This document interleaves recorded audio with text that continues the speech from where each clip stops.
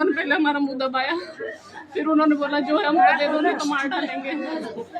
इन्होंने हाथ पैर मारे और मेरे को घसीट के उधर ले गए। ये वाली अलमारी उन्होंने ढूंढी, नहीं मिला। मैंने बोला मैं सब दे दूंगी, हमको छोड़ दो। मेरा सामान मैंने सब निकाल के दे दिया। कब की बात है? ये मेरे को आधा घंटा हो गया चिल्लाते चिल्लाते। मेरा एक जन मेरे मुंह के पास बैठा था, हाथ और पैर पीछे बांध रखे थे, पूरा कपड़े फाड़े थे।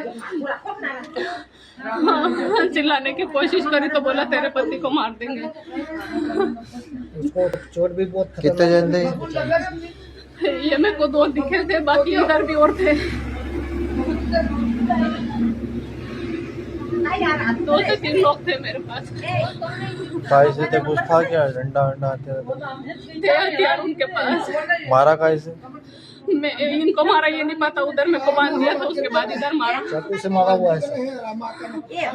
वो इधर कब मारा मेरे को तो उधर बांधा था बेड पे। धार नवऱ्याचे हातपाय बांधून त्याला ठार केलं आणि इतका सगळा राडा करत हे सगळं सत्य जेव्हा समोर आलं त्यावेळेस ही महिलाच या सगळ्या गोष्टींची मास्टरमाइंड निघाली आहे। मंडळी, रात्रीच्या सुमारास पतीला झोपेत संपवून पत्नीनं आरडाओरडा सुरू केला। यानंतर शेजारी पाजारी धावले, काही वेळात पोलीस देखील दाखल झाले। त्यांनी तपास सुरू केला। अवघ्या 36 तासात या प्रकरणाचा उलगडा लागला। प्रियकरासाठी पतीला संपवणाऱ्या पत्नीला अटक करण्यात आली आहे। पतीला संपवून पत्नीनं लूटमार झाल्याचा बनाव रचला।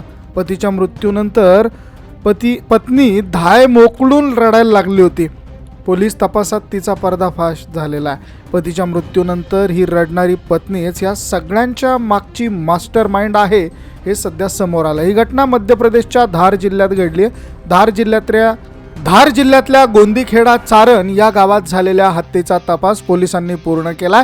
देवकृष्ण पुरोहित याची हत्या झाली आणि ती हत्या त्याच्या पत्नीनेच केली आहे, जिचं नाव प्रियंका असं आहे। तिचा प्रियकर कमलेश या दोघांनी मिळून ही हत्या केल्याची माहिती समोर आली आहे। यानंतर पोलिसांनी दोघांना अटक केली आहे। पती देवकृष्ण पासून स्वतःची सुटका करून घेण्यासाठी प्रियंकाने कमलेशच्या साथीने या हत्येची योजना आखली आणि ती तडीला देखील नेली। कमलेशने त्याचा साथीदार सुरेंद्रला देवकृष्णच्या हत्येसाठी 1 लाख रुपयांची सुपारी दिली होती। मंडळी, फॉरेन्सिक पथकाच्या हाती लागलेल्या पुराव्या आणि इतर गोष्टींपासून ही चौकशी करण्यात आली आणि यानंतर प्रियंकाने गुन्ह्याची कबुली दिली। आता पोलिसांकडनं सुरेंद्रचा शोध सुरू आहे, तो अद्याप फरार आहे।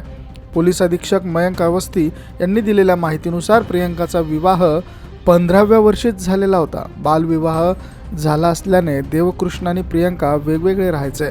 दोघे आपल्या कुटुंबियांसोबतच राहत होते।